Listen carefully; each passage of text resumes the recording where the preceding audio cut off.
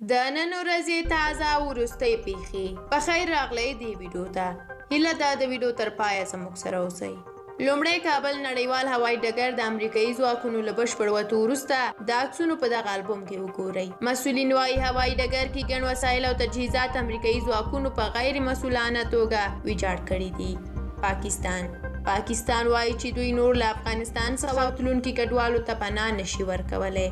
او شاه محمود قریشي وایي چې د افغانستان پر وړاندې د پاکستان سیاست او بهرنۍ تګلاره څرګنده ده. موږ د یو خپلواک ټول شموله او سرلوړي افغانستان ملاتړ کوو. سوله ییز افغانستان د سیمې او ګاونډي هیوادونو په ګټه دی.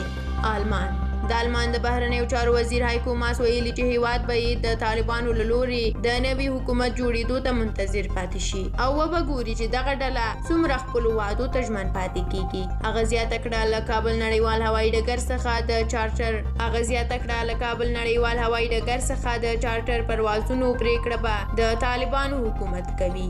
ننګرهار د ننګرهار ولایتي ادارې له افغانستان څخه د امریکایي ځواکونو د وتلو په ویاړ د قرآن کریم ختم کړی دی. د ننګرهار والي مولوي ندا محمد ندیم ویلي دي چې ولس ته ډاډ ورکوم چې د اسلامي امارت مجاهدین د ملت په خوا کې دي او د ولس د امنیت ثبات او سوکالۍ لپاره په شپه او ورځ کار کوي.